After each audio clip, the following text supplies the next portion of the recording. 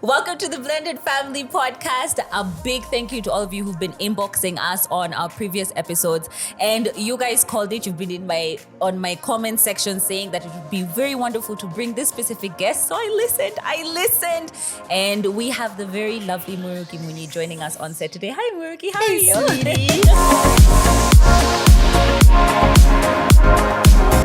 So much. I don't think you guys even know it. Welcome to the Blended Family Podcast. Thank you for inviting me. You are most welcome. Please tell our viewers, as if they don't already know, who you are and how it is that you ended up being in a blended family. Okay, fine. So my name is Murugi Munyi. For those of you who don't know me, I am a content creator, a podcaster, an entrepreneur, a woman, a mother, a wife, and so many different things. Right. I am in a blended family. Although the funny thing is that I never actually actively think about myself in a blended family because I guess it's just so much of part of my life now that that's not even something that happens like my active thought. But anyway, so how did I come to being in a blended family? I had my son from a previous relationship when I was 20 years old. So I got pregnant when I was 19. It was literally first year, first sem at USIU. Talk about the kids that you're like, you've raised this kid and then first year, first sem, someone is getting pregnant. So that was unfortunate, I guess, for my parents. But at the time, the father and I were so in love that we decided to have this child. Right. Yeah, not even oops. It was just like, I knew I was not on contraceptive. I knew I was having unprotected sex. So it was not like, it's never a shocker. It's never like an unexpected pregnancy. You know how babies are made, guys. We know how babies are made. So we had the child at the time, obviously, as a 20-year-old, you have not thought through how expensive children are, how much effort, how much time, how much of a commitment a child is. You know, a child is not like a relationship. Literally, they're your child forever until your child dies or until you die. Like you are together forever. And at that time, I don't think I had thought about the longevity of what this commitment made. But anyway, at the time, we were in love and we actually enjoyed parenthood, even though we were not like in a really good place financially. It was great. We stayed together. So that was our first year of dating that we got our son. And we stayed together for another 6 years. Oh, wow. After that, because we were just so in love. But because of the tumultuousness of life, and of course, when you're 20, very different person from who you are when you're 26. So somewhere in between, I had like change of career, change of financial standing, because now I finished uni. I went to South Africa and did my postgrad. I came back, I got a really great job. And we just kind of grew apart, I guess. So we ended up breaking up. And those first few years were extremely difficult. It was not, we did not start co-parenting right away. Let me say, we still had a bit of up and down. Obviously, at the time that we had gotten the child and we were together, we really thought we would be together forever. Like, you couldn't convince me otherwise. You could not. Me, I was just like, this is my love for the rest of my life. Turns out he was not. And so we ended up splitting up. That was about 2014. Okay. And then 2015, I had what I call my whole year. So basically, I was just like, I've not been single since I was like 18. What are people doing out here, you know? So I just had a bit of fun. 2016, I met my now husband, the love of my life. You know, he's phenomenal. So I met him 2016 and we got married beginning of 2017. Literally exactly a year between when we met and when we got married. So everything else happened in between their engagements, in that 1 year. By the next year, March 2017, we were married. Since then, we've had 2 other children. My firstborn is a son. He's a boy. He's called Ethan, and he's 13 years old right now. And then in 2017, we got our baby girl, Mukeni, who's now 6. And now we have Mutana as well, who is currently 4 years old. And so that is us. That is our blended family. Oh, wow. I love that. And first of all, I even want to say I commend you for being able to go through parenthood at such a young age. Because there are a lot of people who, I guess, call and be like, Claire, how did you make the decision to keep the child? How did you go through that? So well done, Murugi. And I'm sure you're proud of yourself as well, because when you look at your son now, you're like, this is like the best thing that's ever happened to me. So absolutely. Regardless of how it is that it ended up, I'm sure like that's just like, I'm proud of you for that. Thank you. So I think that being said though, I'd never judge anyone who makes a different kind of decision, because it's hard. It's hard being that young. You're a child growing up yourself and now you're expected to raise a child. So I always feel like people should not take my journey and be like, that is the benchmark of what we should be doing. If we get pregnant at that age, I'm definitely pro-choice. Yeah. Murugi, Thank you so much for sharing your journey for starters. And I just want to introduce, I guess, the topic that we're talking about, which is co-parenting and communication. Now, Murugi has been vocal about some of the things that she's had to go through when it comes to co-parenting, when it comes to PRA agreements. If you follow her stories, then you've been able to catch some of those moments when you do talk about it. I guess some of the things that you go through when your firstborn is not around, and just the family setting. So I'm so glad to be talking about this because it's something that I've gone through as well. Just getting to the point where you can actually co-parent and say that you're co-parenting. Yeah. So I'm going to start from the beginning because it's not always just a breeze, which is basically establishing the foundation of co-parenting. Who and how, because again, it's usually from different events that happen and you're just like, no, we're not going to be doing this like that. No, we're not going to be doing this like that. So how was the foundation process for you in terms of establishing the rules of your co-parenting? Yeah. So I would say it was the precipitator of us being able to set up rules and like those boundaries and the foundation was my husband. Okay. So we had split up with my ex now in 2014. Okay. So 2016 is when I meet Zach, and he was raised by a single mother, by the way, my husband. So he had like a heart for single mothers. So I remember even when I told him I have a child, just like,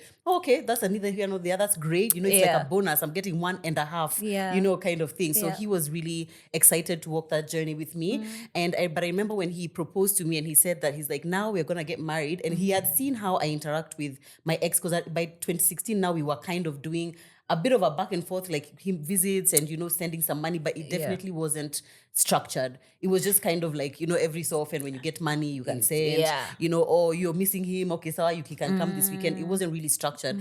But once I got engaged, my husband really felt, well, my fiance at that point really felt it was important for us to have like a set agreement, so that it's not just like you can take the child anytime.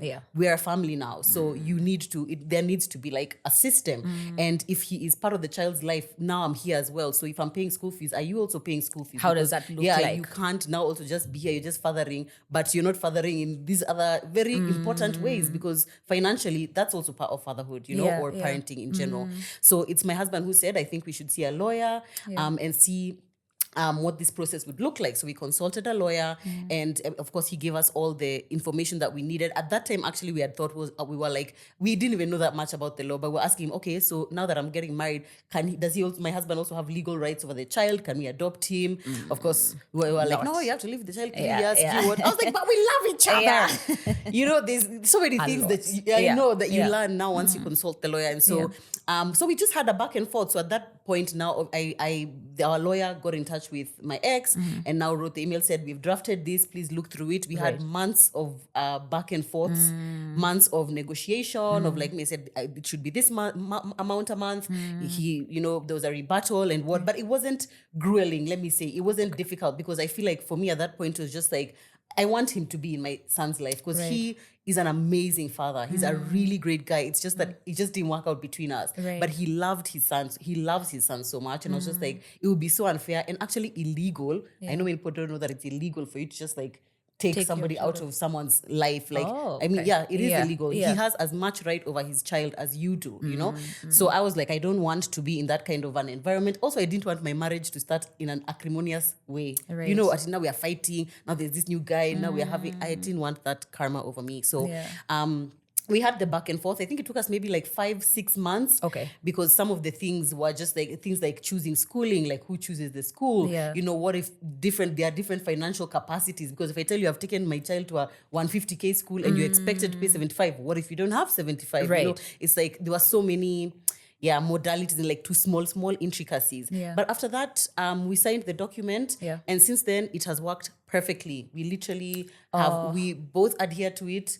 Once in a while there's like some changes, like obviously the amount that we had agreed then is we are in a different Kenya now. It's been like 7 years now, and like there's inflation, so we've increased the child support amount. He has changed schools several times. There are times when my husband has changed jobs, and so insurance changes and things like that. But it's worked really well for us. We both respect it like to a to T. the T. Oh my gosh, I guess there's so many things that I'm picking from that because number one, I guess it's the willingness of the other party to sort of work things out for the sake of the kids.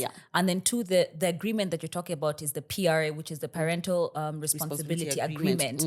We're going to touch on that in just a bit, but I want to talk about my case. So, Murugi, I was telling you, I mean, I called you Murugi. I did it. Well done. Yeah. Thank Hapo you. sasa. High five. Let me tell you, Well I've been done. calling her Joanne this whole time, and she's like, Claire, Joanne. We were please. in high school together. Can we call it high school? Yeah, it was high IB. School. It was IB, St. Mary's. Yeah, when IB together. Yeah. So that's how I know her as Joanne. But so my case was completely different because for us, it was court proceedings before even introducing somebody where we became a blended family. So we spent years, and I'm sure there are people who are also going through that as well, where you're spending years, you're going in for mediation, you're sitting down, somebody is not adhering to the PRA, or I'm not in agreement to something. So it was like a back and forth for years. And you know, the funny thing about PRAs, I guess I can also tell you this, is that it's not usually sometimes cast in stone. So somebody may want to change something, and we talked about this with Anthony as well. If you've missed that episode with Anthony, who's our lawyer and was our lawyer, you can just catch up on it and see some of the things that people do actually go through.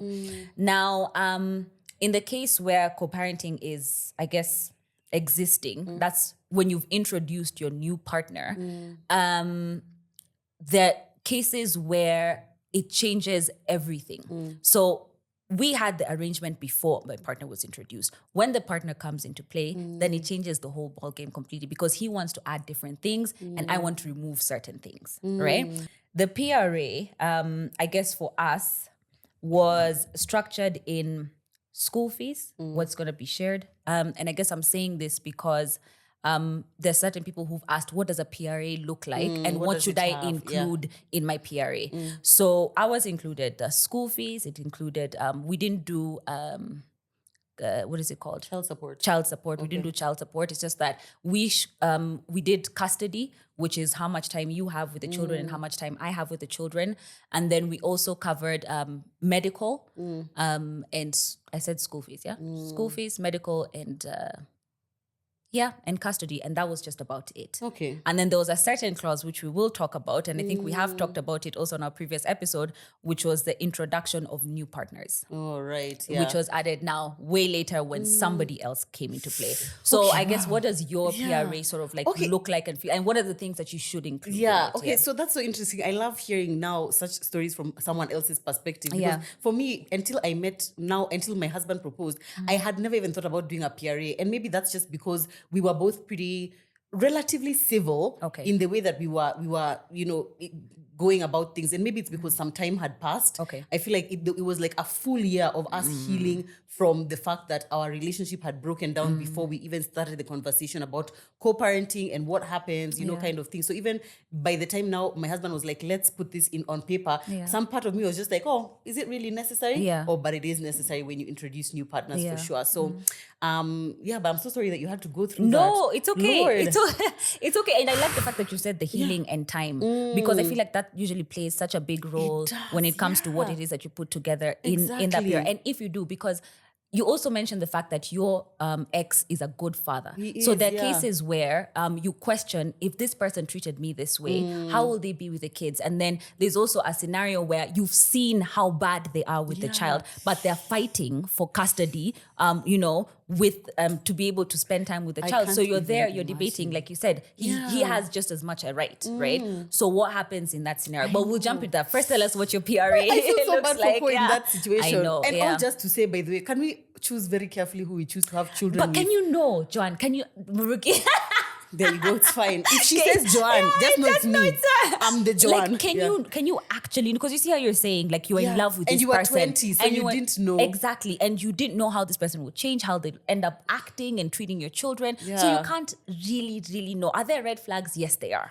Right? Definitely. They're definitely red flags. But then it's like, are they big enough to be like, yeah, this person will end up being, you know, a certain way along the line? You really can't. Honestly, I feel like you can't know. But even more reason why, if you're super young, like 19, 20, 21, 22, to be honest, you have no reason to be having kids. Right. You should be on family planning. You should be on contraceptives. And if there's one message that if I ever was to die, the impact I would want to have in this Kenya is that people are on contraception. Right. Because can we just plan our families so that you're having kids when you choose to, unless you're like 19 like me and decide you're in love and you want to have a kid. But like, I mean, I just wish that more people thought through it. You know what I mean? Yeah. Because it's like, sometimes you really can't tell. Yeah. Anyway, so our PRA that you had asked, what are some of the clauses? So we have things like school fees. Yeah. So in our one of our clauses is we pay school fees half.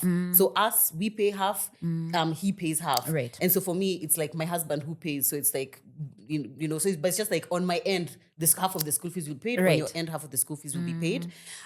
We have insurance as well. Right. So our son is covered under my insurance, but he's also covered under his dad's insurance, Right. and also under Zach's insurance. So he's pretty much covered like. And by the way, this around- is just to give a Yes, guideline, of what usually goes into those things. Yeah. We have child support. So there's a certain amount that he sends every month. Okay. That is going to vary depending on someone's income. I think Right. at the time they said something like it needs to be 30% of what the income is. Right. And I remember them trying to ascertain, because if someone is a creative, Yeah. how are we going to know? It's affidavit of means. How- There's this yeah, document called the affidavit of means, which you send to the court that they then see or estimate. Which is What you, usually- but you what see you- now, yeah, it's just like I Mtu can wa decide. kweli. Yeah. That's the question. Yeah. You can never really know. Yeah. So, but there's a certain amount and that amount has increased over time. Okay. Because obviously, as a child grows up, when someone is 5, what are their needs? Yeah. When they are a teenager, they have more needs. And You know school what I'm fees, saying? they It's- usually Girl, oh my gosh. crazy, Anyway, yeah. So we have that. We have the child support that's sent, and then it also has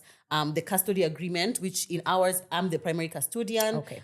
Which I believe in Kenya, if a child is below 18, unless the mother is unable to take care of their child, the court would automatically give you primary custodianship. Is that a word? Yes.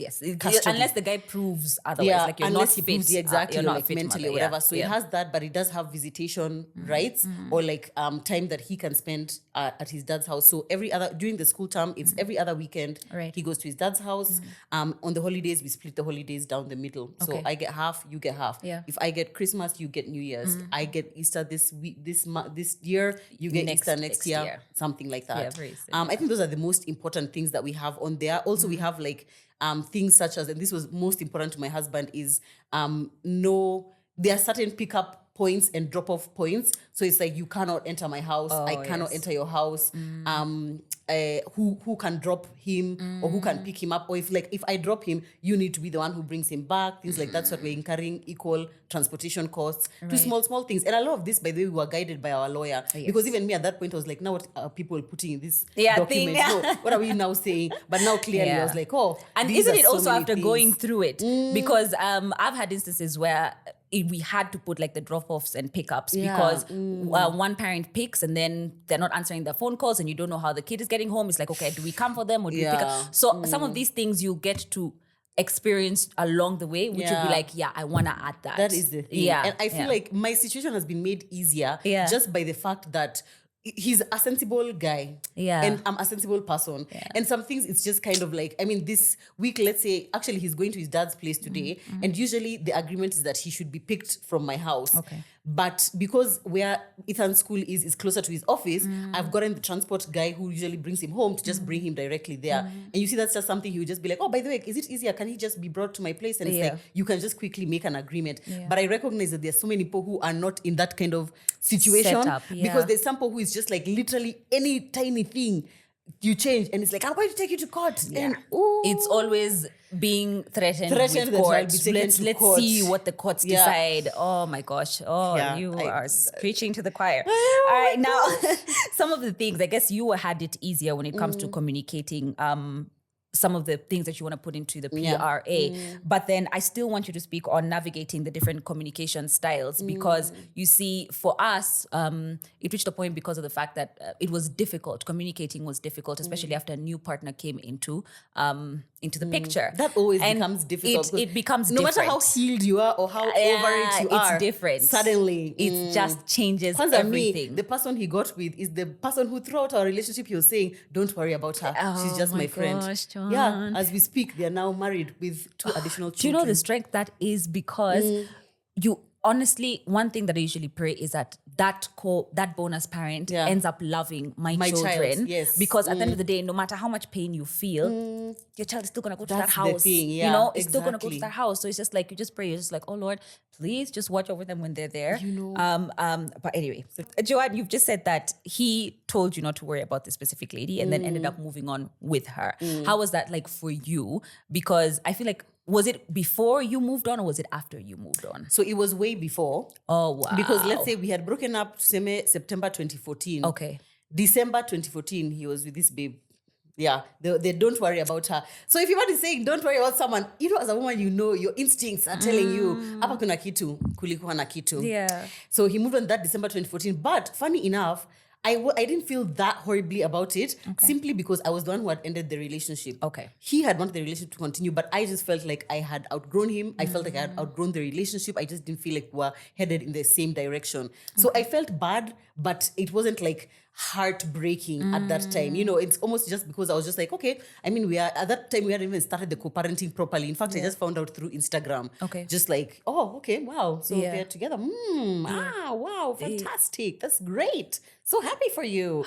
Yeah. So for me, now 2015, I was just like, I was trying to find a partner because I'm addicted to long-term relationships. It's just the kind of person I am. Okay. And I wasn't, but I don't remember dwelling too much on the fact that he was in this relationship. But when I did get into a relationship now in 2016 with the man who I ended up marrying, it definitely felt better. Like, I don't know, I feel like knowing that now even you umepata mtu, ata misa niko na mtu, and then now we are just here because we need to take care of this child together. Do you know at one point it was a prayer point for me? Yeah. Like with my mentor, we're just like, we're going to pray for him to find someone so that he can just, get obsessed with that person. And that's that it. Way. It's just because easier. when I got into a relationship, now again, this is when things start getting changed on the affidavit, because we got an affidavit which was saying that I should not introduce the kids to anybody until after 5 years. But how would you know? 5 years of dating this person. Can you imagine? Yes.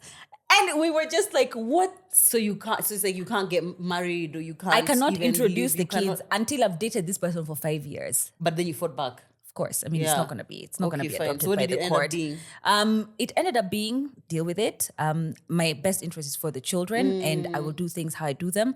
But also, I think it also helped after we got the whole traditional wedding going on. So it's like, this person is here to stay. I'm not trying to, exactly. I'm not trying to just, it's not random person. Like, this is somebody who's in the kid's life, right? But anyway, we're talking about communicating. Now, the different communication styles. Because we had to learn, especially when the new partner comes into play, we had to learn how to be able to unlearn some of the things that we were doing before. Like you said, before you get into a relationship, you're like, this is the father of my children. So you do things like the way you do them. If you're two, he'd call you and you'd pick up, you're like, ni, baba na ni, and then, you move on, and then you move on. But then now when somebody comes in, you're like, okay, maybe this is not okay. Picking up the phone at this time is not okay. Having this much communication with this person is probably not okay. And I also, if I was in this person's shoes, I wouldn't be okay about it, So then establishing what communication looks like. And for us, it was simple emails and simple text. Calls were unless necessary. Like if there's an emergency or something, if there's like a late drop off, but we're just like, let's keep it to emails, let's keep it to text. Okay. Yeah. So for us, it was, I'm trying to remember those early days, what we would do. But I feel like mostly it was just WhatsApp. Yeah. I'm not a phone call person with anyone. Yeah. So I would not ordinarily just be calling you. And also if you call me, I'm more likely to just hang up and then tell you what is it. Yeah, text me. Kind of thing. But also, those beginning periods are so... Everyone is trying to get used to this situation. It's so delicate. Everyone is trying to get used to it. So it's like I would want to go above and beyond to make sure I don't upset him. But also go above and beyond to make sure my husband is 100% comfortable, because this new relationship is ideally, this is what I'm trying to protect. Right. So I would more take cues from him. Like if at any point, let's say Ethan's dad was to call and I see him seem a bit shifty, I would like, okay, I take note of it. So I'm just like, okay, maybe when he calls at this time, he's uncomfortable or when, whatever. And for the most part, we would just deal on WhatsApp, And I was just like, there's no reason really for us to be having more than just that. And then also maybe the face-to-face conversations we would have is like maybe a drop-off, you're dropping him off, or I'm coming to pick him up or something like that. And, it would be like 2 minutes max. Okay. But that we didn't put in the PRA. Yeah, but what I'm now understanding from your situation and my situation is that the more difficult the situation is, or the more...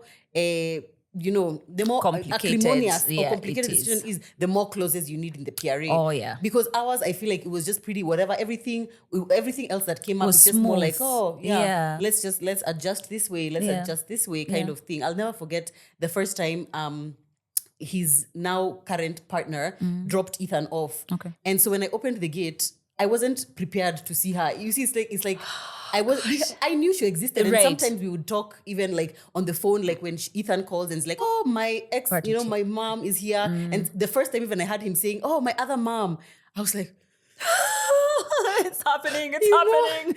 And then she has this very endearing, she's a really lovely person, by the way. She wow. cares for them so much. And her other 2 children are boys. Wow. And it's a very beautiful dynamic. So she is always calling him Baba. So I can always hear her sometimes in the back, oh, Baba, you should go and shower or whatever. And it's like, it's such a dual thing between, I love that she's loving you so well, but like, yeah, it's like, So I guess it also puts you in a position where you think about now the other biological parent. Yeah. Which in my case, it's like, okay, does this person feel like this person is coming to take over the father role? So these are conversations. It's tough. These are conversations that we had to have with the children so that they actually understand that, yes, your father is present in your life and this person is coming, not as a father figure or like, but just to fill in this specific space that we're living in that house, right? And of course, he will take up different roles of dad while, they're in our house. So I guess what I wanted to ask was, what are some of the communications that you had to have with, I like the fact that yours was a smooth transition, but with your firstborn in terms of the setting that you're in right now, the changes that are happening in his life and what having 2 sets of parents then looks like. Yeah. So when we first got in this situation, he was very young. Right. He was 6. Okay. So first of all, when even Zach came into my life, I didn't want it to be like I'm imposing a father on you, because he had a great relationship with his dad, and I didn't want it to be like, now who is this person? So at first I introduced Zach as like, this is my friend. He noticed he's here frequently, and I would frequently check in with him, because when it's just you and your kids, you really have a tight bond. Yeah. So I'd check in with him frequently about like, oh, how do you like Zach? How are things? Just like, oh, he's so nice. Yeah, he's so nice. Kids really just so oblivious to like everything. life's complications. I love it so much. Yeah. And I didn't want to now tell him this is going to be your dad or anything. But the second we got engaged, he just started calling him dad. Which was just like, that's really lovely. Yeah. Everyone just crying like a baby. The first time he called him dad. And I think we just used to keep checking in. I didn't really tell him about like, oh, now you're going to have this home or whatever. But he did ask me at some point. He was like, so will I still see my other dad? And I was like, yeah, of course you'll still see him. You'll be able to go to his house and whatnot. The conversations have changed as we've gotten older, but one of the things that I've always been careful to do is to continuously have conversations with him. I would say maybe annually or every 6 months, just to check in, how are you feeling about this? Is anything uncomfortable? One of my biggest fears is one day he'll come and tell me, Mom, I've decided I want to go live with my other dad. Oh, you and me both. Yeah. And then like, just stay. What do you mean live there? No, just stay there. I'll come visit you. Exactly.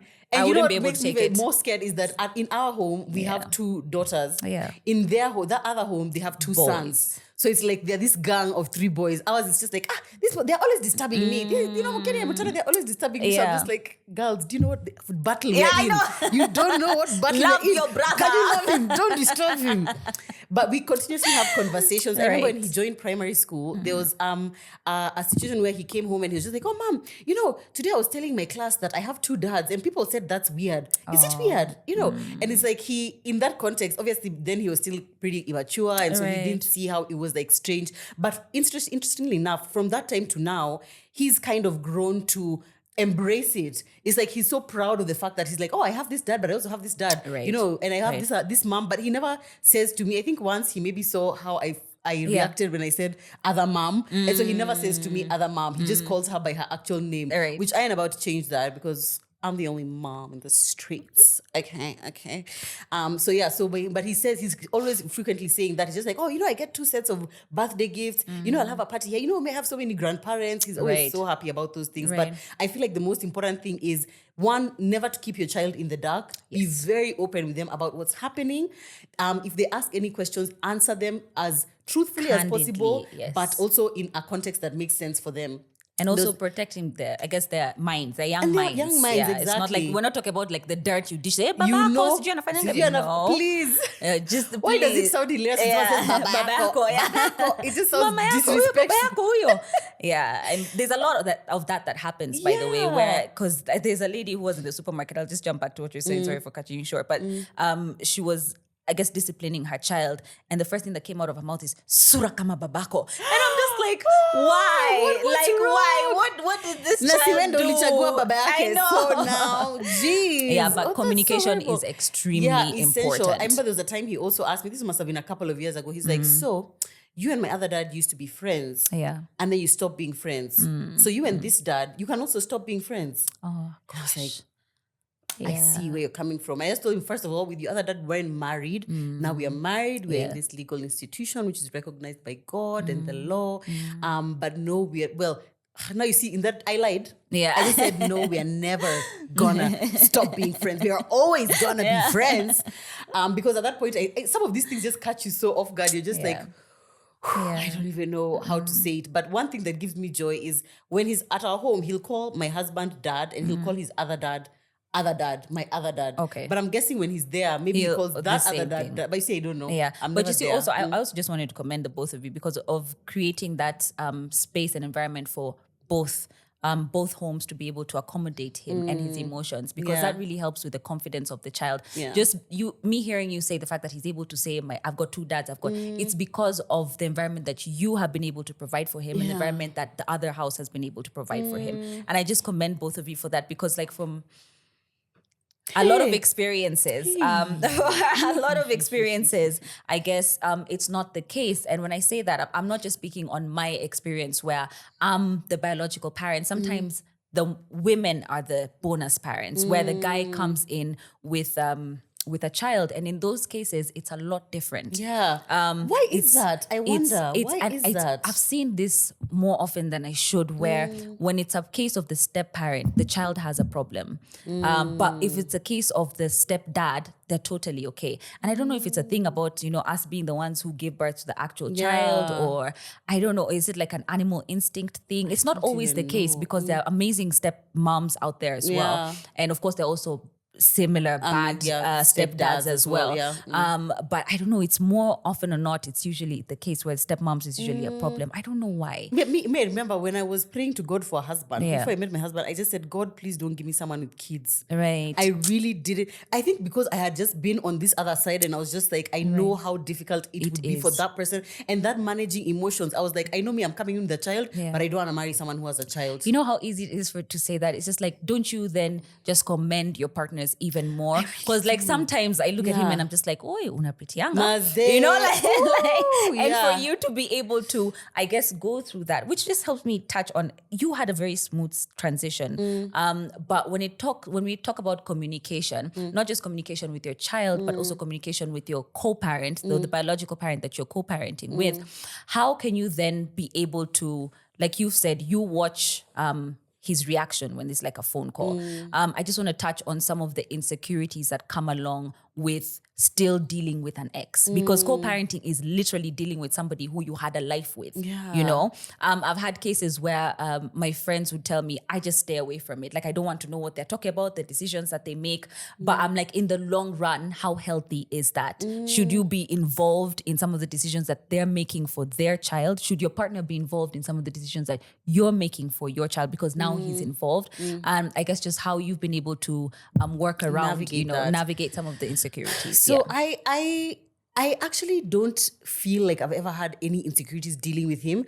Maybe it's because that by the time we were breaking up, I had made complete peace with this is not the person I'm meant to be with. So even like talking to him or whatever, there's never that thing of like, oh, what if, could it have been, or was this person better or whatever. I genuinely already by that point had already let go of the relationship. I know for a fact that it's very different if like this is a guy who has cheated on you or he has abandoned you or left you. I know that situation must be extremely painful for people. Not even that, it's insecurity for your bonus, for now the person who's joining. Exactly. There's some cases where the ex does not want to let go. Ooh, does not want to let go whatsoever, and uses the child as that avenue where now I'm going to talk, or we need to meet to go shopping for the kids. You understand what I mean? So it's just like, I guess that also jumps on to not only dealing with some of those insecurities, but how you created the boundaries as well. I feel like the PRA for us was fundamental. Once we had that, it was like, this is how it is. Right. My partner was categorical that he didn't want to have to interact with, Ethan's dad. Right. And even now they still interact sometimes. Like maybe Zach will be home and then Ethan is being brought over. And so he'll just be the one who answers the door and they'll be like, oh, hey, how are you? Kind of thing, cordial. It's very okay, but he doesn't want to be at the forefront. So anything which has to do with like agreements or conversations, it's always me and him. Okay. However, I think, I don't know if it's just that it happened to be aligned, the fact that he is in a healthy, happy, loving relationship, or it Right. appears to be so. Okay. And I am in one as well. Yeah. And it's clear in the way that we interact that we're both very interested in preserving those. And that is a Right. huge priority for us while making sure that we are taking care of our child. Okay. So for us, it's just like, we have an understanding of there's no reason, there's no circumstance under which I imagine you'd be calling me if it's not to do with Ethan, or us talking if it's not to do with Ethan. We only communicate when it's to do with Ethan. If it's not to do with him, then it's more of, it's like maybe it just happens to be in conversation, or like we're waiting for Ethan to come from downstairs. We're just Right. like, oh, how is life? Yeah. What's happening with you? Oh, that's interesting, or whatever. Of course, it doesn't help that I'm a public figure. Okay. And so I don't know how much of my content he watches. I don't know if he's watching right now. If you're watching, you're a good dad. Yeah. Keep doing what you're doing. So I guess he gets to see me more often than I get to see him. Okay. But I don't know. Now listen to you. I just feel so grateful for my situation because I feel like I've had it relatively easy. Yeah. It's just worked out. And honestly, it's because he's happy with his babe. And I'm happy with my guy because I feel like if it was only one of those, I don't know if it would be as easy as it has been. And then I think for people who, I guess the other partner hasn't gotten involved with somebody else, I think healing and prioritizing the child's best interest is the most important thing. And the most difficult And thing. the most difficult thing, because Yeah. I'm always like, first of all, each person has their own perspective as to what prioritizing the child's needs is. Or what is right? best for the child. Or what is best for the child. Yeah. Because then if you have, let's say, parent A and parent B, this parent wants to take the child to an IGCSE school, but I guess the caveat is that the custody is with me because I'm affording the school fees and I'm paying for everything, and so but the child is better off with me. But the child's best interest for parent B is that, yes, I can't afford this school, but I'm going to take them to a worse school and I'm going to love them, but we can share the child. You see, each person thinks that they have the child's best interest You're at right, heart. yeah. So it's like, how do we establish what the child's best interest actually is? That's the thing. Without involving the courts, it's like, do we have conversation with these kids and be like, unataka nini? But even then, you're just like, are you even sure you can make that child can make that decision?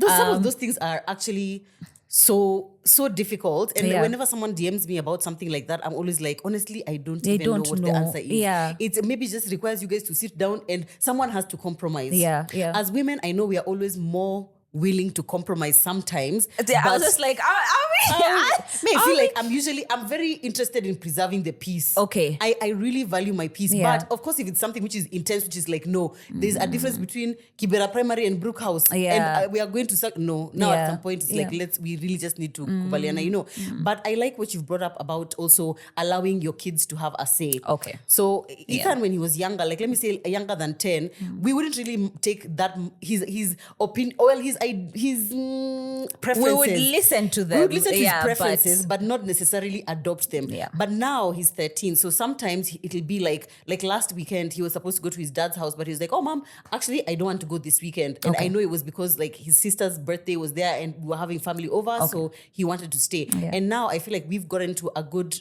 rhythm, his dad and I, where it's just like, okay, Ethan has said he wants to stay, Yeah. so he just gets to stay. Obviously, I feel so much better when it's my house he wants to stay at. There was a December where he was just like, "Oh, mom, I've decided I just want to stay at my dad's." I was like, okay, that's fine. That's perfectly fine. Yeah. You can stay. That's fine. Because at that time, it's like he is just having fun with his brothers. Yeah. And he just wants to spend time with them. And I'm just like, why would I say no to that? And I don't want to force him to, be somewhere he don't want to be. Or if he really just wants to be in that space, I want to allow him to be in that space. Right. So now we have a bit more of that flexibility. Okay. Of course, at some point, if it's like, sometimes it upsets my husband. If like Ethan is there and he says he wants to stay longer, he's just like, no, he's a child. He can't make these kinds of decisions. Right. But more often than not, he'll be like, over time, he understands. It's just like, he's a boy and there they get to, also different houses, different rules. Oh, yeah. There, he literally gets to sleep at like 11:30, midnight. He's playing PS until, God knows what hours. In my house, you switch off that thing by 10. Yeah. And if I see it, I'm throwing it out the window. Yeah. So, I like the fact that you mentioned that, Murugi, because I think it's also very important to communicate the fact that these are two different households, because sometimes when you're co-parenting, you want to also parent in that other house, which is something that I had to set boundaries where it's just like, boss, this is my house. Whatever you do on that side, keep it that way. But then also, I've also felt the need sometimes to be like, why are you guys still up? Yeah. You know, why are you guys still on your phone? You guys have been phone zombies the whole day. And you want to do something, but you also need to difficultly accept that is the space that they're in, which is not in your power. So I guess for me, it'll be, would it hurt to have, I guess, even when you're in a relationship, would it hurt to have co-parenting principles that are similar in different houses? Yeah. So, for example, in that PRA, I guess now when I think about it now, it would be nice to sort of like include things like, can we please have the kids at bed at a specific time? You know, I know there are usually small details that you can't really add. You can't add everything in PRAs, by the way. You can't control everything. Can't. Yeah. And you see, this is now one of those things where you would say like, you're imeshaenda, because you should have thought of that before you had sex without the condom and chose to have the baby. Because at that point is when you should have been thinking, do I his have values this and I aligned? You know, what are our principles? Right. You know, what are the things that we want for our kids? At that point is when you should have thought that. Now it's a bit too late, because the reality is that even if you put it in there, things change. What if tomorrow now you get super saved and you decide, actually, I don't want my kids ever watching YouTube or listening to even a single secular song. Exactly. Then now what happens? You know, such things are too fluid. It's one of those things that I tell people, you're gonna just have to make peace with it. It's an inconvenience and a discomfort of this situation that you just can't do anything about. I remember when Ethan was turning, I think it was 11, his dad bought him a phone for his birthday. And as we had decided in our house, we're not going to buy him a phone till he's 13. But now the phone has been bought. It's there. So it's like, what are we, I mean, you know, what can I do? So my husband was quite upset about it, but me, I was just like, he has a right to also parent. And if he feels that the phone, he can have a phone, then, you know, what are we going to do about it? And he'll go there and he'll use it. The reality is that he's using technology anyway. What are we going to do about it? I feel like all you can do is probably just try to influence. Right. And I feel like the better the relationship is between me and Ethan's dad, the easier it is for me to influence. Because now when I say something, he can take it more from the point of like, you're trying to control me. No, he won't take it like that. He'll take it more of like, okay, fine, we can have a conversation about that, you know, kind of thing, which I really deeply appreciate, you know. And so I would say, can we start to think about those things before we, you know, have babies with people? Because at that point it'll be too late for you to start saying, even if you say now at your value, can they be asleep by this time? How are you policing that? Oh my gosh, I just want to touch, I guess, on the other side, because I've heard some things that you said that I know my partner does as well, which we don't give them credit enough. It's just some of the ways in which they handle those situations. So I guess for me, the uncomfortable ones. So I guess I want you to talk to like a bonus parent, some of the experiences that you've seen your partner go through and how he's handled them when it comes to co-parenting. Yeah, I was just saying to Claire before we started that I would love to watch a podcast episode which has the bonus parent here.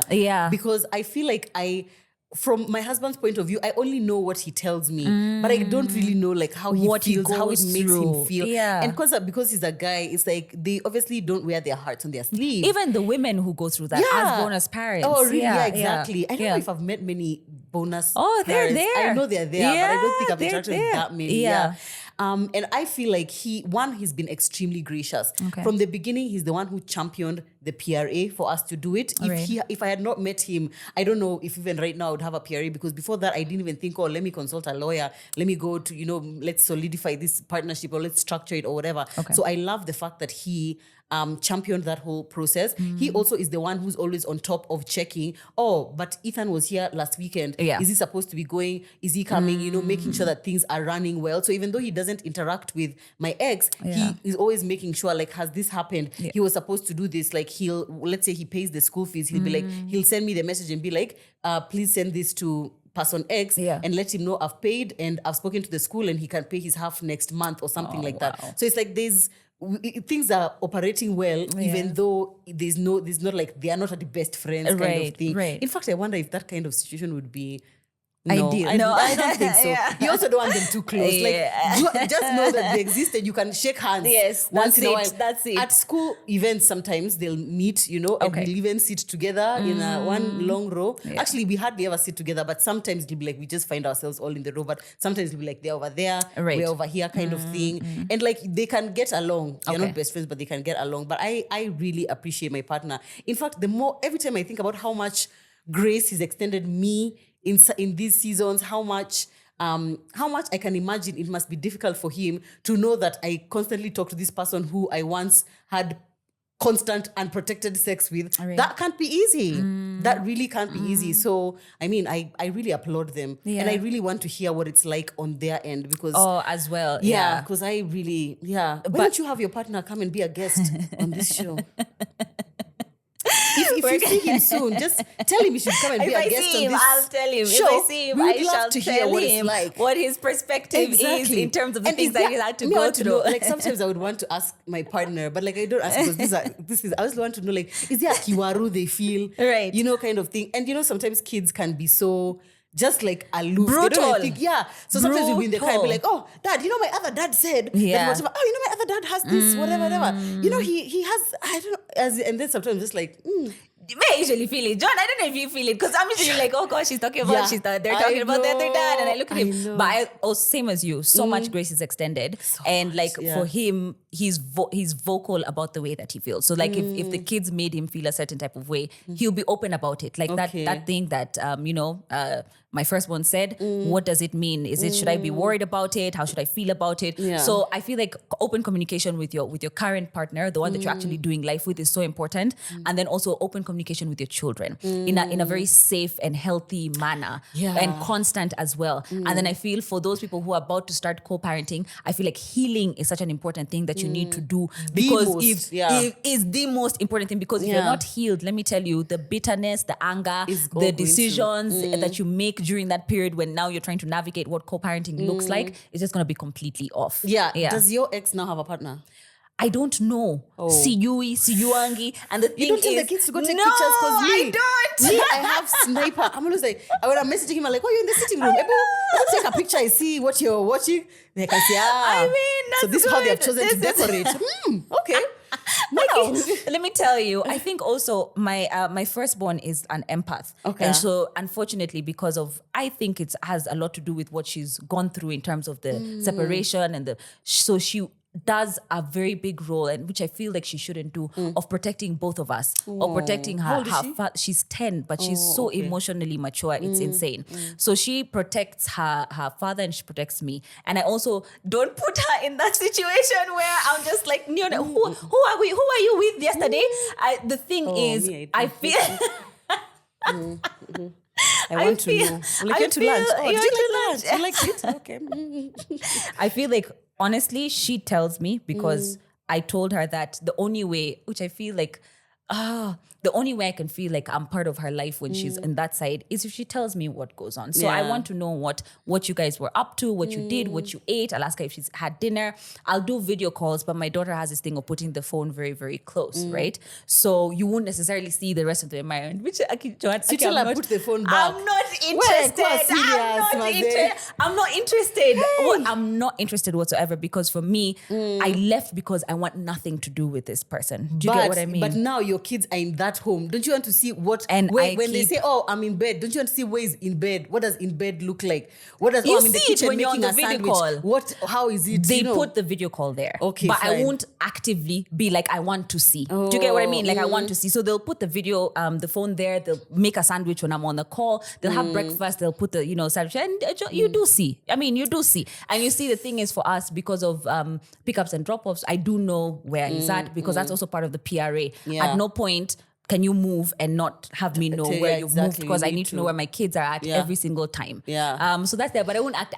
I'm not bothered. There's a sense in which my ex-partner and I are very, our situation is very unique in some ways. One, him and his mother and I were very close when we were in a relationship. Very close. We share a birthday. I share a birthday with his mother and his last born son. what are the chances What of is that? this thing about sharing birthdays? I don't even know. My current partner shares a birthday with my second born. I don't know. It's a thing. Birthdays. Anyways, go ahead. So I share a birthday with his mom Right. and his last born son. And this kid was born, not even CS. Literally, it was just a natural birth. Right. But we share a birthday. So his mom and I do keep in touch every so often. Like on our birthdays, we'll be like, oh, hey, you know, whatever. Right. If we meet like somewhere, like, because she's also in like creative circles, we'll talk, we'll have a conversation. Not only that, his partner, now his current partner, I don't know if I should say fiance, maybe I guess they're gonna get married someday. So his fiance's mother lives in my estate. Okay. We live, so his mother-in-law, his current mother-in-law, she lives in my estate.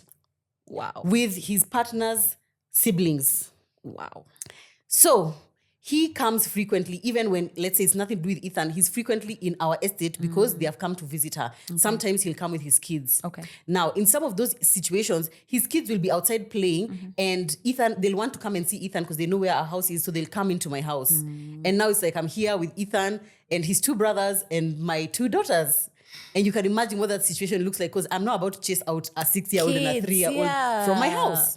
Bless. So it has forced us to all have like a bit more flexibility because in the PRA also it's supposed to be like your people are not coming to my house, me as they're not coming to your house. But now it's kind of like here they are. They are here. And obviously for my partner, sometimes that can be a bit uncomfortable because now like his brothers, now if let's say if Zach is there, then the brothers will be like, oh, so this is your other dad. Oh, okay. But you have dad is also your dad. You know, it's just kind of like awkward, but it's like, you know, you just make do. This is just like where we are kind of thing. And I feel like to some extent, I feel like he and I will be tied together forever, you know? Okay. Which is like... That's the one thing that I guess we were going to ask, which is like most biological parents, once you have a child, then there's that aspect of this person is in your life forever, whether you like it or not.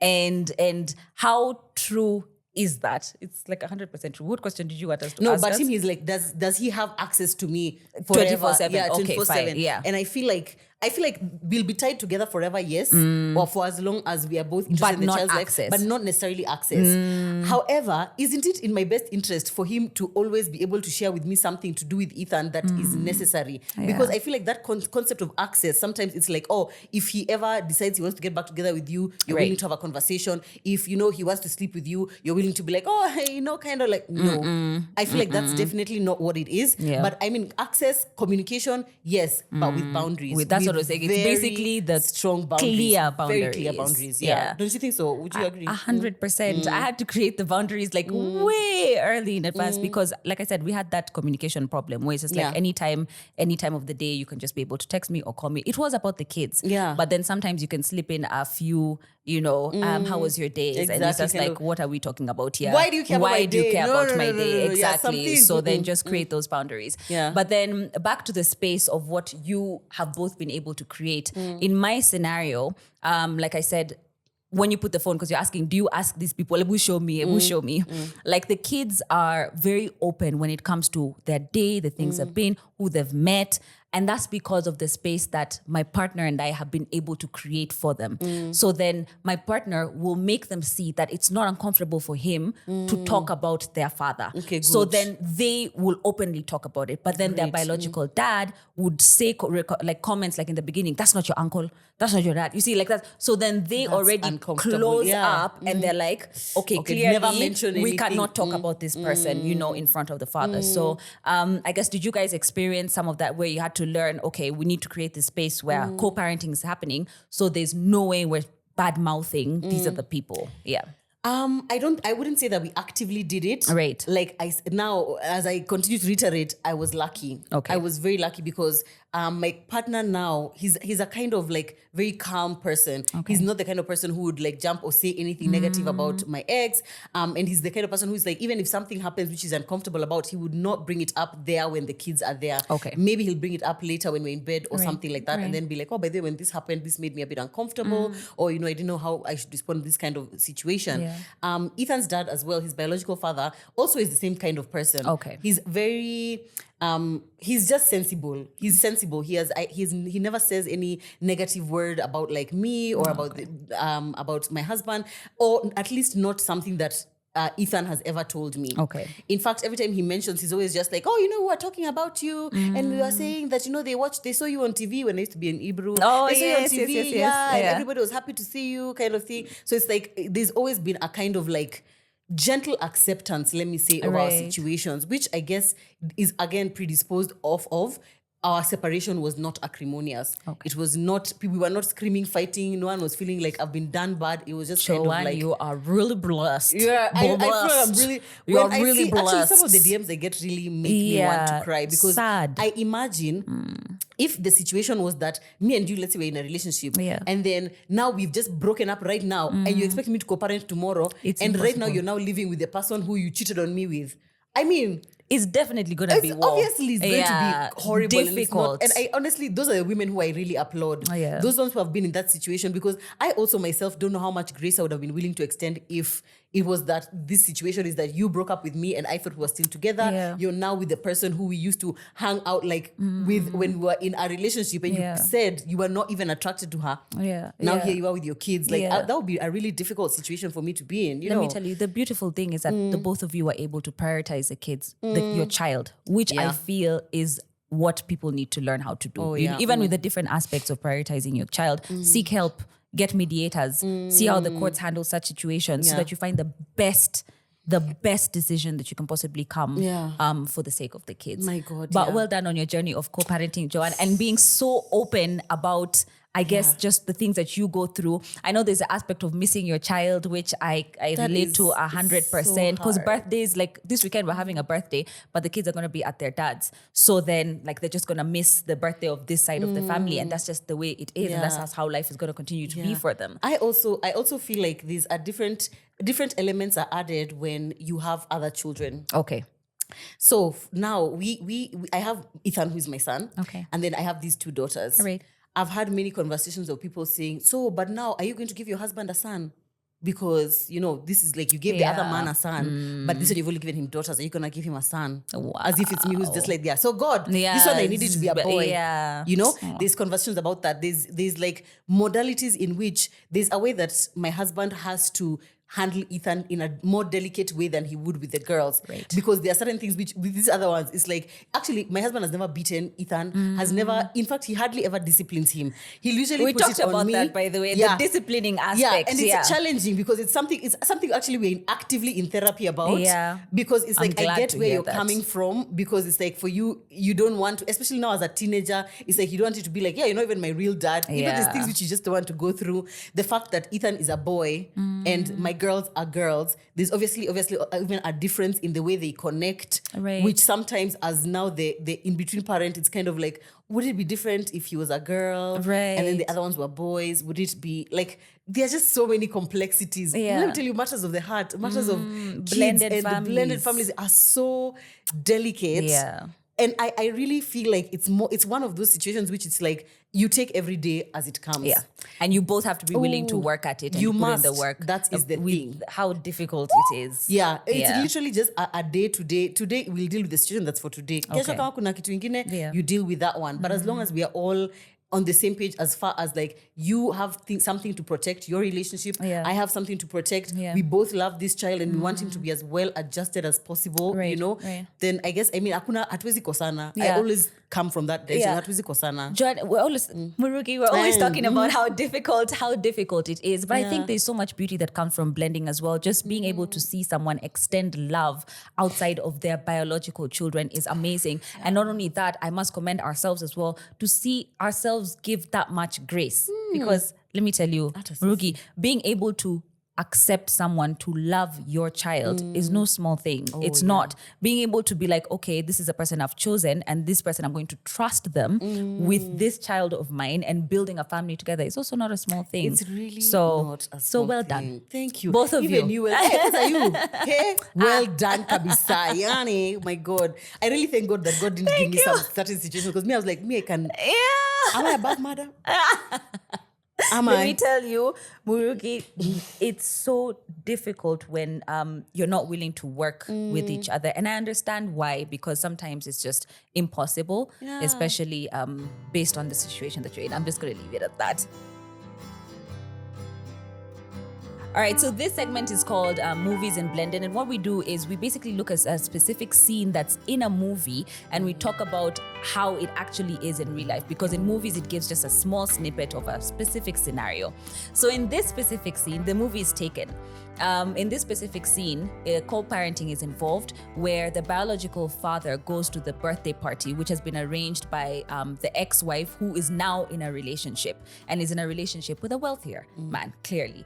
And so he goes to the party and he's trying to get a hold of the daughter, and the mom is like stopping him, the pet names that you're talking about, like, oh, sweetie, we do things in a specific way, and basically trying to set her boundaries in terms of how she wants him to act in this said party. And then after that, the daughter appears and she eventually hugs the dad and gets her present. And then after that, the stepdad, or the bonus parent, then appears in between this interaction with a bigger present, which is a horse. But then he goes further to ask him to stay for the party and I guess to, just feel at home, but he refuses. So Joanne, what is your take on this? Oh my gosh. So watching the clip, Yeah. I felt two things. One, I felt like the mom was trying to manage the interaction between the dad and the daughter too much. And I feel like I've been there before, wanting to be like, oh, no, but Ethan doesn't really like this. Or, kind of like... Had you not know your son anymore? Learn, have conversations, talk to him. That's not what he likes. And trying to manage, it's like, oh, yeah, no, she's not here right now kind of thing. And it's like you're not acting as a catalyst for them to be closer, And I feel like it's in our best interests for them to be close, because it's like if they're spending time at that person's house and that is their biological dad, why don't you want them to be close, So I feel like one, that was the first thing that stood out to me. She's really trying to overmanage it and it's not up to us. Right. We just need to let them interact how they interact. Two, I found it interesting that this biological dad had come to this party that was being organized by the mom and the stepdad, because like for us, that just never happens. If I'm hosting a birthday party, who invited you? No, who invited you? I don't know. It's so funny that you're saying that, because we always extend an invite just for the sake of the child, and the invite is never like accepted. So we just stopped. We're just like, you have the birthday party on that side, and we have the birthday party on this side. It's awkward. It's awkward. It's just like, and then now if my parents are here, why are my parents having to interact with you, who is like from a former life? It just, to me, it never sits right. I feel like we can all celebrate him how we want to celebrate him. So when it's at your place, you celebrate him. When it's at ours, we'll celebrate him. Again, I just want to remind you that it's not one size fits all. You need to find out what works for you guys. Because I've seen cases where people actually still have the joint birthday parties and they're pretty okay. They're there for the child. Whatever function is happening for the child, they'll all just be there. Yeah. So again, this is what works for us. Based on our situation. And of course, there are some scenarios which it's like it requires, because you can't redo the scenario. So for example, when Ethan was getting his cut, he was getting circumcised. That was like last year. Was it last year or last year but one? Last year but one. Yeah. It was one occasion. Exactly. So it's not like we can redo for you. Then you have your own. Like you all have to be there. They both needed to be present. And so then in such situations, it's like, okay, fine, we'll come together and we'll do the thing. Yeah. But if it's like birthdays, no, we don't need to. And especially in a situation like this, where it's like this person is super wealthy. Yeah. You know that you're not. We don't need to be in the same space for us to start comparing and whatever. It's really. Yeah, but really then let's strange. just talk about the one upper, because there's that aspect of controlling the interaction. But then I feel like we in blended families, there's that tendency to kind of up the other family. If it's not in gifts, it's in the experiences. It's like, oh, you took the kids to this place. Oh, we're going to take them here. Yeah. So have you gone through that? I'd love to know some of the things that you've even upped, subconsciously. Some of the, without knowing. Yeah, sometimes it's not like you're intending to, but your mind is just kind of like, oh, okay. Like you got this. Oh, okay. Now we're going to buy this. So tell me about the one upper. Have you ever gone through it? Yeah, I feel like the one upper is a natural part of co-parenting. Yeah. I feel like no matter how much you try to get away from it, it will always happen. You will constantly be comparing. Yeah. You will constantly be comparing. When Ethan's dad and I first started co-parenting, he used to live in a completely different place. Since then, his life has improved. He's gotten a better job and whatnot. And recently, I think it was like 2 years ago, they moved to this really big, beautiful house. Right. And did I feel some kind of internal twinging kind of thing? Like, wow, That must be lovely, you know, kind of thing. It's like, obviously I felt it. And you see, such things are like, they make us human. Yeah, exactly. Wanting to one up, wanting to feel like, oh, you got that comfort there, but even here we can offer this one. Yeah. You know, you have that freedom there. Even here you can get this one. Maybe it's an intrinsic way of like, you always want to be chosen by your child. You always want to be like, I'm number one in my child's heart. But I feel like there's some situations that I've seen where it, like, now it's too much. Yeah. It's now too much. I think what you're saying is important. Yeah. It's like for you, how you've said it, even just from hearing it, it's I want this for my child. But there's some people who I want this so that you can see, which is your ex, to see that I'm doing better. But you see, for you in your situation, even just from what you've said, not really it's just like I that. want to create a better environment in this space than the other space. Exactly. Yeah. But sometimes it's just like if he like it's Christmas season, and it's like, oh, you went to his place, oh, you guys went to Masai Mara, oh, us we're going to South Africa, okay, and make sure you tell him how much fun you had, right? Make sure you do, because, you know, let things just be registered. Because, of course, when he comes here, he'll be like, oh, Mom, when we were there, we went here, grandma did this. And when he goes there, I pray and hope that he does the same thing on that other side, you know, so that he can. But it should never be too much that now even the child is feeling uncomfortable. Like, okay, now are we, you know, like, do I need to not say this word? Mom doesn't feel unhappy or whatever.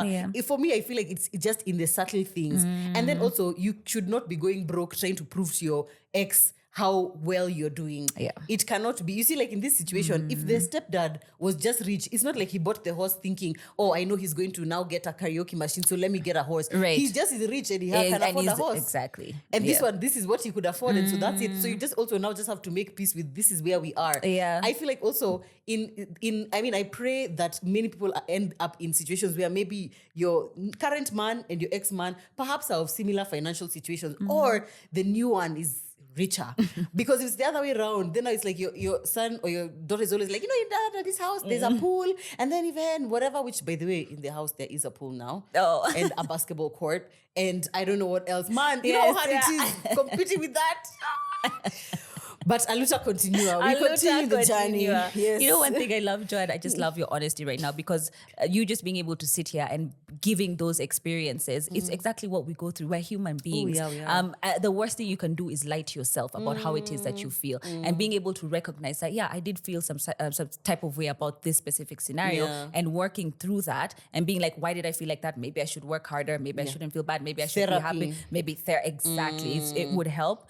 But just, I really appreciate you for being able to just be honest and sit here and tell us everything that you've been able to go through in your co-parenting journey. I really it's hope a continued journey, but it's a continued journey. And I really hope that someone watching it can see that you can't compare where I am now 7 years into my journey with you who has just started co-parenting 2 months ago. It wasn't always this easy. When we were having those negotiations back and forth before we got married, and like, you know, at that point where we're just starting the co-parenting, it felt difficult. There are some times where it was like, wow, so he's just going away for a whole weekend and I'm just going, what am I supposed to be doing? And that's why I didn't even have my girl. So it's just like, okay. Oh my gosh, now, I struggled. You know, I struggled. Before I got used to it, I really struggled. It could be really tough. But sometimes it's just like, okay, make the best of a bad situation. I would really enjoy those weekends. I know. I parties, do what? Oh man, they were good times. They were good times. But it's like, don't compare where you are in your journey with someone who is like far ahead, you know, kind of thing. You keep walking, and every day you make decisions which are hopefully in the best interest of your child. Go to therapy. All co-parenting people, all blended families need to be in therapy. Because the reality is that there are some things which, like you're saying, sometimes something makes you feel bad and you're not even sure why it makes you feel bad. You know, like sometimes like my husband maybe will say something to Ethan, which is kind of like just an ordinary thing that a dad would say to a kid. But you feel it. But when I'm just like, and of course, I won't say something because I don't want him to feel like you're not an equal parent. But I'll feel it and I'll go to therapy and be like, when he said this, I really felt a certain kind of way. And I was just like, you know, and then I start thinking about those things and be like, is it something I need to have a conversation with him about, or is it that I need to recognize that he too is a parent and you need to let him be a parent, you know? Easier said than done though, but it's like I said, it's a continued journey. It's a continued journey. Joanne, thank you. Thank you. I just want to give you this. I've been waiting for my gift all episode long. There you go. This is from Dara's Tangos collection. So it's a lovely Dara with a couple of earrings. Yeah, please, you can go ahead. I want to make sure that you no, the Dara. I want to make sure you like the Dara because I already love it. Okay, good. Oh, it's okay, so good. pretty. Thank you. Please, this is our uniform in Nairobi, in Kenya. So you know that no matter even if you have 10, you need the 11th. I love it so much. Thank you so much. No, thank you for making time to be here. And thank you for being honest. And of course, we'll continue to pray for you on your blended family journey. And may you continue to just be amazing. Honestly. Thank you. Thank you so much. I really hope that someone has learned something or been inspired or encouraged by this episode. Absolutely. Please let us know what are some of the issues that you've gone through in your co-parenting experiences. And of course, based on the blended and movies, what are some of the ridiculous things you've done when it comes to one-upping your other partner? I want to hear. I know. That I want to hear. That's it for today here on the Blended Family Podcast. Thank you so much for watching this far. Murugi, please say goodbye. Thank you. Thank you, guys. You can find me on my platforms, by the way, Murugi Munyi, everywhere. Yeah. Thank you. Thank you so much. Bye. Woo.